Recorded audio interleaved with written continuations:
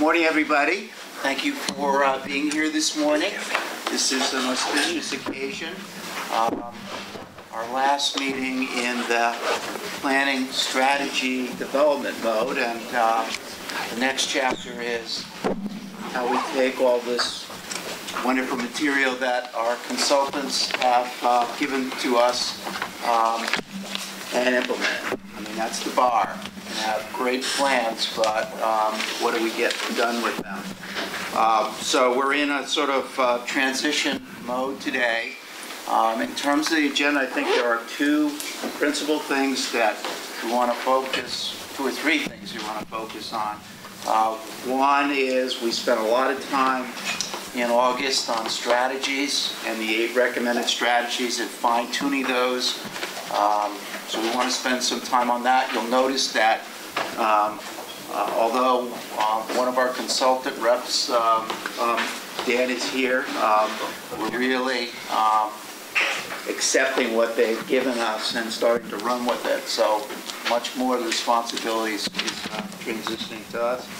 So we want to talk about the strategies. We clearly want to talk about implementation, how we're going to take what's been given to us and try to carry it forward. And then we want to follow up on some of the commentary that Kip had brought up several times, including at the last meeting in terms of the jobs questions. So I also just want to note that we did just get from the printer on a sort of personal favor basis enough copies of the report for task force members.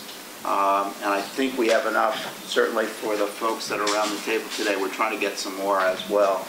So we'll have them for all the task force members, plus the new recruits who will be on the implementation job. So again, thank you for being here today. That's the lay of the sort of agenda. I'm going to let Kathy add any comments that she wants to before we get into the part of the agenda. I just wanted to mention that Mayor Pluta sends her regrets. She was unable to make it today. There's a full City Hall staff development day that I'm missing, but she understood that I needed to be here, so she sends her regrets for this morning. I don't think I have any other comments. There's been some great things happening since our last meeting here. The Idea Mill, which was wonderful. Some of you around the room I know went to that last week. Was a number of entrepreneurs. There was, I think, 150, 180 people there. Thank you to Mass Technology Collaborative, the Gas and Electric, and Secretary Bilecki for supporting that. It was a lot of ideas.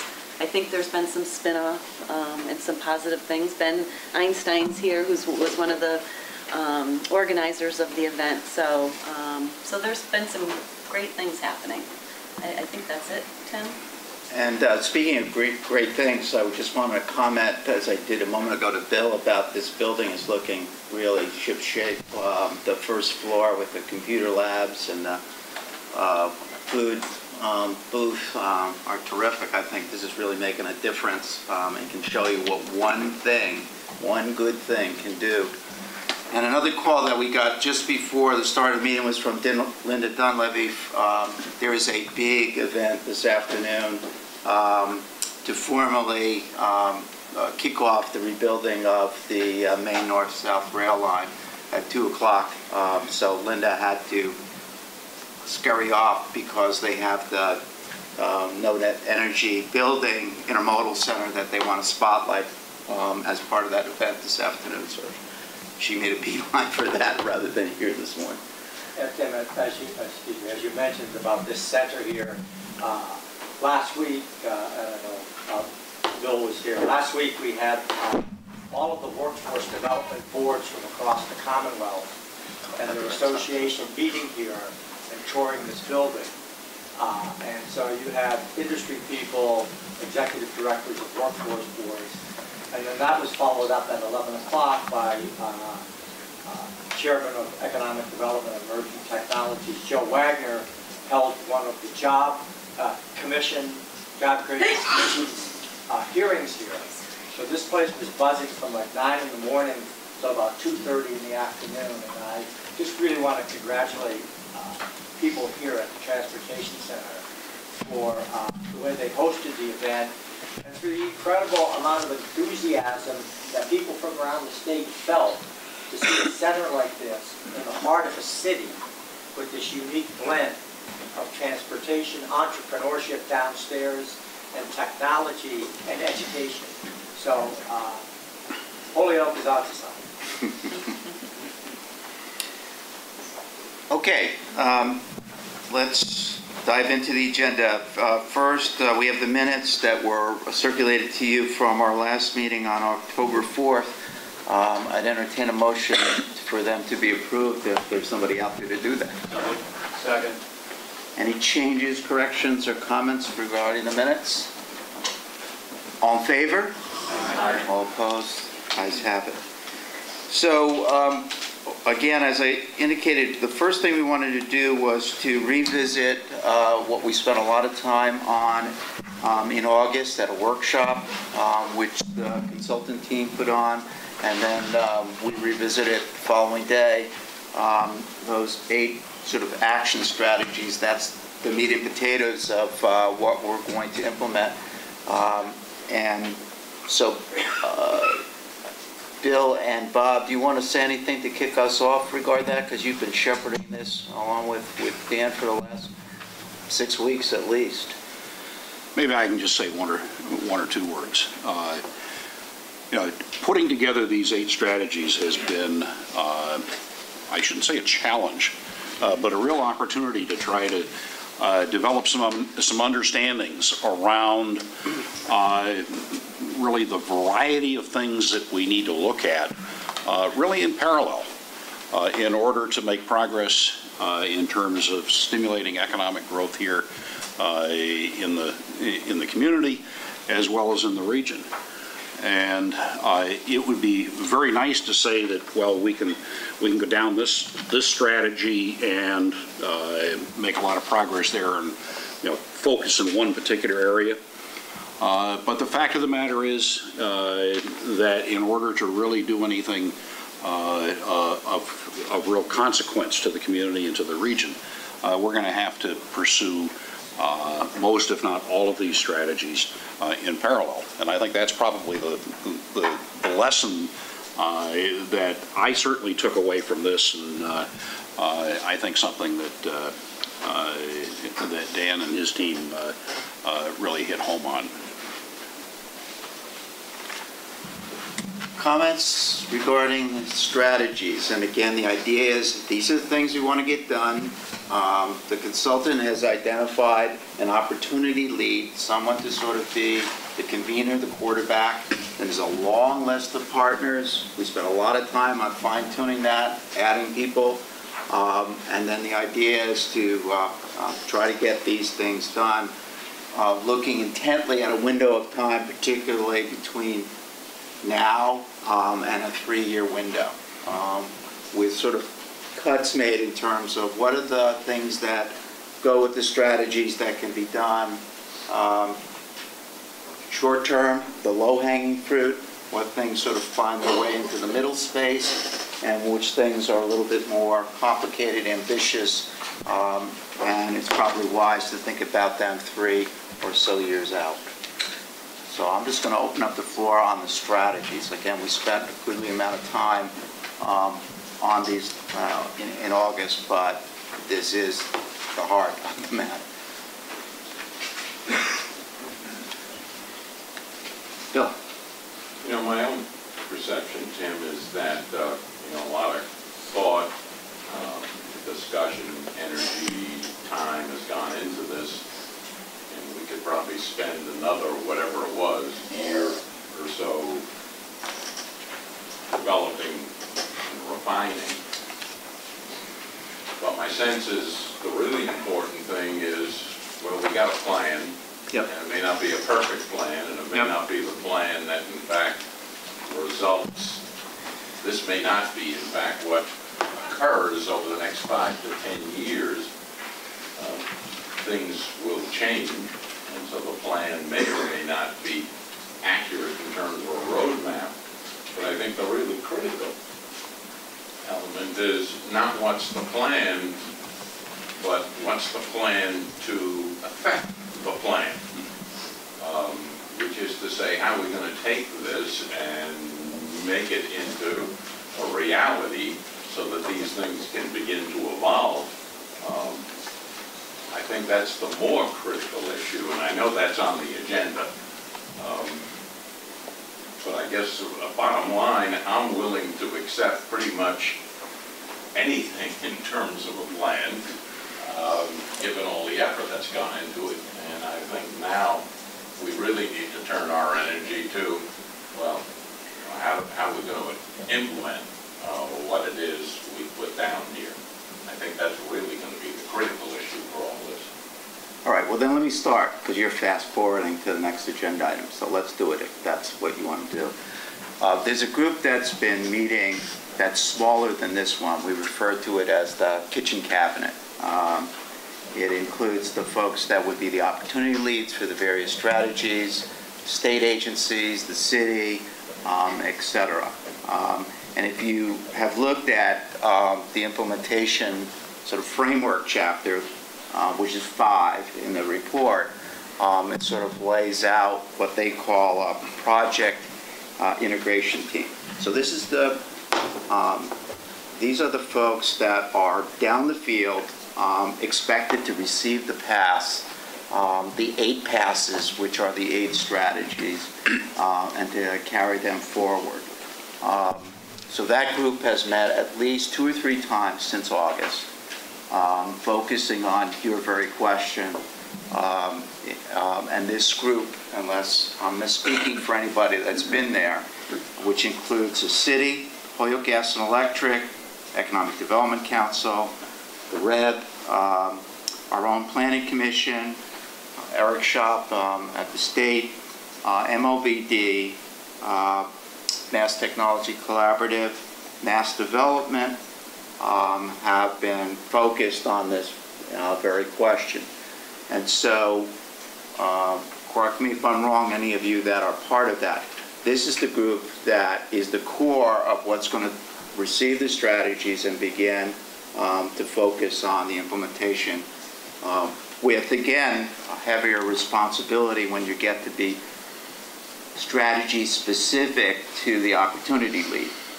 That is, again, sort of the convener and the one that's supposed to be the one that makes sure that strategy on urban agriculture or the best sort of site selection and site inventory, things happen. And then the only other thing I would say is that there has been and needs to be more of discussion about what's the low-hanging fruit, what are the things that are most achievable within a window of time of perhaps a year, whereas what are the things that are further out.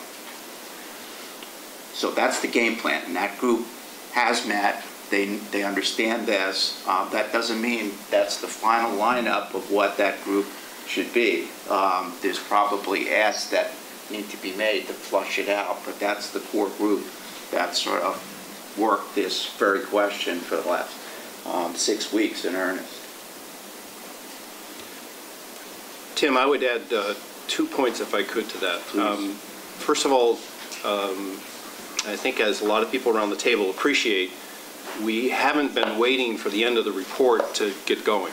So there are a number of things. I'll just pick one example. On the 9th and 10th of November, Jim and Jim are going to co-host a clean energy technology workshop at Open Square where faculty, spin-out businesses, regulators, policy leaders are going to spend 2 days talking about making Holyoke Gas and Electric a test bed for clean energy technology. So companies are spinning out of MIT, faculty from UMass Amherst, Secretary Sullivan. For 2 days, we'll probably have 70 to 100 people at Open Square working on that. And Jim Croza and Jim Lavelle are co-chairing this effort. That's been in progress all along the way here. And so we have probably, 10 of those kinds of things that we've been pursuing while this report's been in the works. Idea Mill is another example of that. I think it would also be important to point out that there are things that this group might not feel, touch, or take credit for that are absolutely something we would all feel very positive about. So just back to the transportation center, I was speaking to George this morning and learned that 5 College Inc. and PBTA have worked out a solution so that 5 college students can get here very effectively. And that's a new solution that people have been looking for a long time. And that's happening in parallel with this work. That was flagged, Tim mentioned it was flagged to him 24 months ago. So it's great that the transportation center is part of that solution that 5 College Inc. and the colleges wanted to see for students making it into Holyoke, and then distributing from the transportation center. The other point I would make is that in a transition effort, our shop has committed to staff the transition. Right. So I think it's important to understand that we've made this commitment to provide our staffing support and resources to help in the transition. So it's not as if when work here today ends, Bob and myself with Pat's leadership sort of disappear. We're going to keep working with Tim and Kathy and pushing on the transition and being organized with regard to the opportunity leads. Pat? Yeah, I think the only thing I would add to what Bill suggests is that the personality of that transition, how it takes place, how it manifests itself, is really going to be driven by the participants around that transition. One of the key elements that is critical to its success, in my view, in our view, is the ability of the project leads and their collaborators to really take ownership around individual strategies that they have accepted. And in terms of staffing and supporting, the real role is to make sure there's internal communications around what's happening and what's not, and to try and support the work of the project leads in ways in which we can help them be successful. But I think the center of gravity moves toward these project leads in a very deliberative way, and it really is dependent upon the vision, the passion, and the leadership that they provide. There's a second issue that is one that we all deal with on a daily basis within our own lives. It's in this economy, it's a resource question, and I think that remains a work in progress as well, where we need to really take each opportunity and triangulate the funding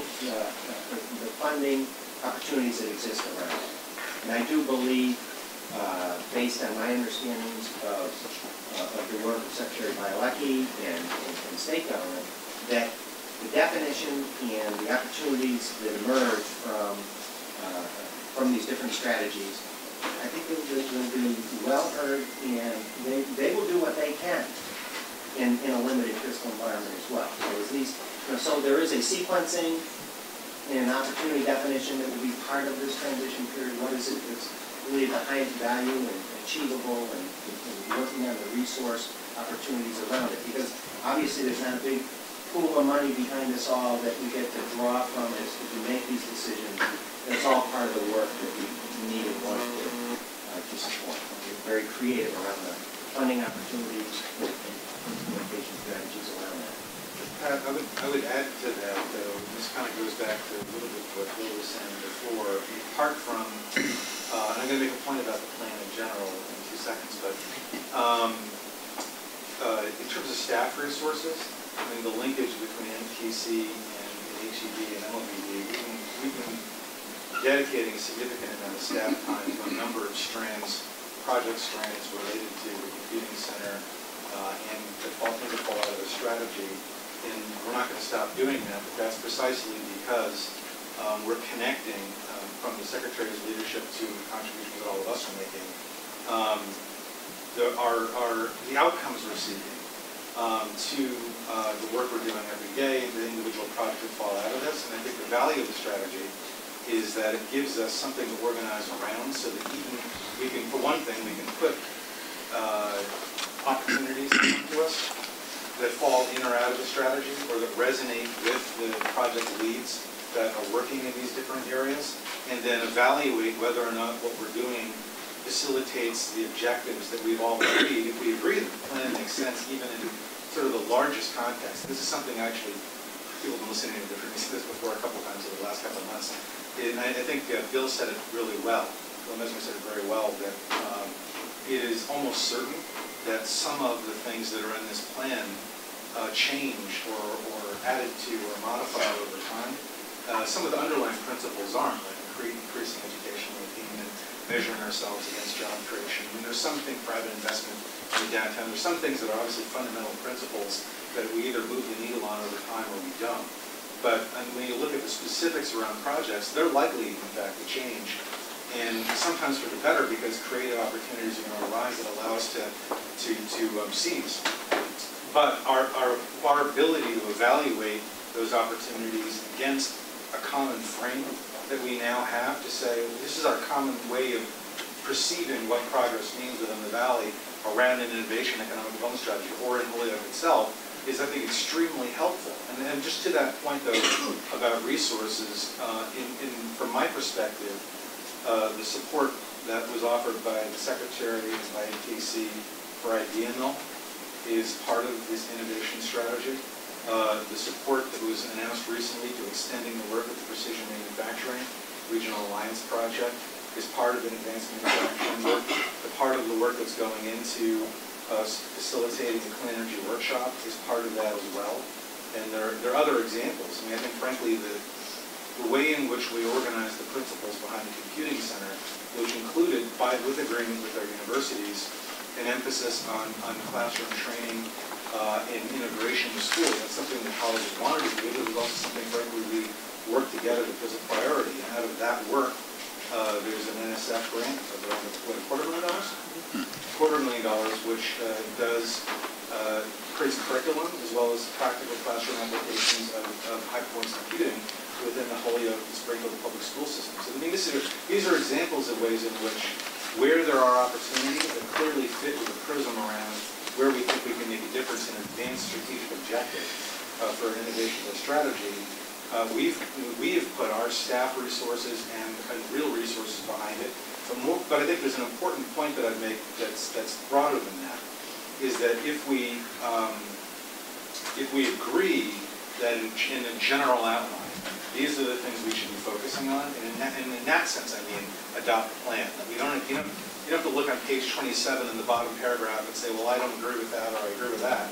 But if the general objectives are something we can commit to, then really what we're doing is we're committing ourselves to be tenacious and accountable, to come back to one another on a regular basis and see what we're able to do either around those fundamental things that we can do to move the needle of the fundamental conditions that allow for competitiveness, or to be creative so that if we run into a roadblock on a given project, that we don't just get frustrated and say, well, we tried our best, but that we think creatively. Well, and I say this because I'm looking at Kathy now.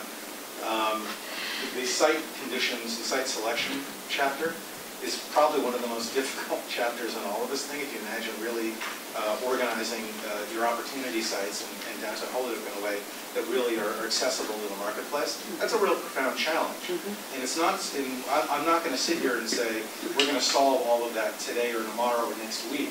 The question is whether or not we make a commitment together to work with one another to figure out how over time we can do that. So when Mike comes in with a hot lead that we think is going to be a good fit with what you offer here in Holyoke, that we can work together to make that happen. I know you do that all the time, but the point is that's what the commitment is, and then the resources and things fall under that. But I'm saying it's a real commitment. It's not a verbal. It's not just an easier verbal one. It's about really sticking with the communications that we need to do and in a discipline around the conversations we have around the strategy.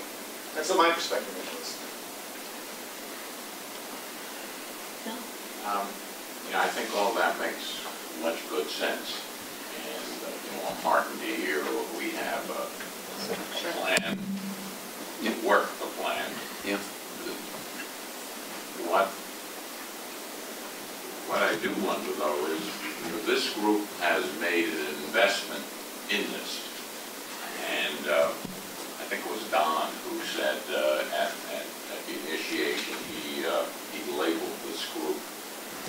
of us sort of felt was a bit family.